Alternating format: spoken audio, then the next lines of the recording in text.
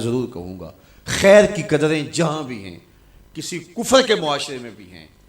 لیکن وہ پھوٹتی میرے حضور کے قدموں سے ہی ہیں۔ چوکھٹ اسی سے ہی فیض اور نور اور روشنی پھوٹی ہے، اجالے یہی سے گئے ہیں، ورنہ انسان آج بھی زنجیروں میں جکڑا ہوتا۔ وہ کیسا سماج تھا کہ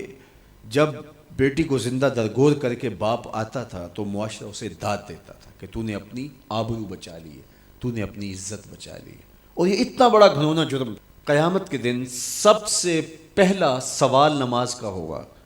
لیکن سب سے پہلا فیصلہ قتل کا ہوگا۔ دوسرے لفظوں میں یوں کہہ لیجئے، حقوق اللہ میں سب سے پہلے نماز کا سوال ہوگا، اور حقوق العباد میں سب سے پہلا فیصلہ جو ہے وہ قتل کا ہوگا۔ اور قتل میں بھی وہ بچیاں جو زندہ درگور کی گئی، ان کا مقدمہ پہلے لایا جائے گا۔ قرآن بتاتا ہے وَإِذَا الْمَوْءُودَةُ سُئِلَتْ بِأَيِّ ذَنبٍ قُتِلَتْ، قبروں میں گڑی ہوئی بچیاں اٹھائی جائیں گی، اللہ کی عدالت ہوگی،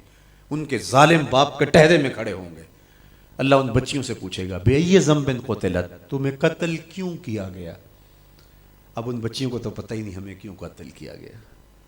ابھی آنکھ کھلنے نہیں پائی تھی کہ بند کر لی گئی، زبان بولنے نہیں پائی تھی کہ نوچ لی گئی،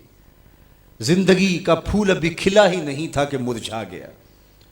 انہیں تو پتہ ہی نہیں ہمارے ظالم باپوں نے یہ قیامت کیوں اٹھائی، یہ غضب کیوں توڑا، ہمارے معصوم دامن پہ کون سا داغ دیکھا کہ ہمارے ظالم باپوں نے ہماری زندگی نوچ لی۔ کہتے ہیں گڑھا کھودتے تھے، تاریخ پڑھیں، دل آج بھی خون کے آنسو روتا ہے، اور گڑھا کھود کر کے اس میں کھلونے رکھتے اور بچی وہاں بیٹھ جاتی اور کھلونوں سے کھیلنے لگتی، اور وہ اوپر سے ریت ڈالتے، اور وہ بچی پہلے پہل تو اس کو کھیل سمجھتی اور وہ اس کھیل میں خود شریک ہوتی، لیکن جب اس کے کندھوں سے اوپر تک ریت بڑھتی اور اس کی سانس دبنے لگتی، پھر اسے سمجھ آتی یہ کہانی کوئی اور ہے، پھر وہ معصوم اور ننھے ہاتھ جوڑ کے اپنے باپ سے زندگی کی بھیک مانگتی، لیکن ظالم سفاک باپ ریت ڈالتا، اور یوں اس کی سسکیاں، اس کی آہیں، اس کی چیخیں، اس کے آنسو اس ریت میں دب جاتے، اور اس معصوم ننھی چڑیا کے لیے نہ کوئی موم بتیاں جلانے والے تھے، نہ کوئی اس کے لیے احتجاج کرنے والے تھے، اور نہ کوئی اس کی FIR کٹتی تھی۔ باپ کو بھی داد ملتی، ماں کو بھی داد ملتی، معاشرہ صفاق اس پہ ماتم کرنے کی بجائے اس پہ خوشیوں کا اظہار کرتا۔ پہلی آواز پورے عرب میں جو اٹھی اور بلند ہوئی وہ میرے حضور کی تھی،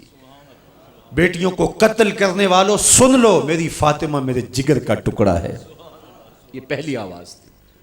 یہ صرف کلمہ محبت ہی نہیں ہے، اس ظالمانہ سماج کے خلاف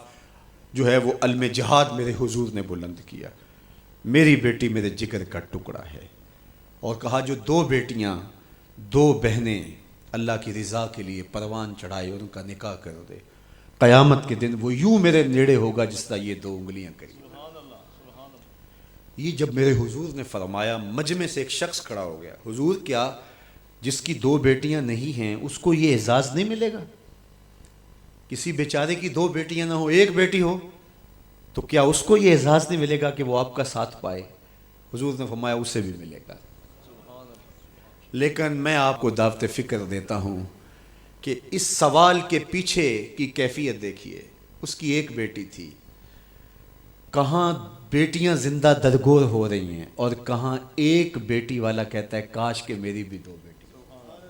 یہ تھا لایا ہوا میرے حضور کا نظام۔ بیٹیوں والے فخر کرنے لگے کہ ہماری بیٹیاں، یہ ہماری بخشش کی ضمانت ہوگی، دو بیٹیوں کا نکاح کر لو، بخشش کی ضمانت۔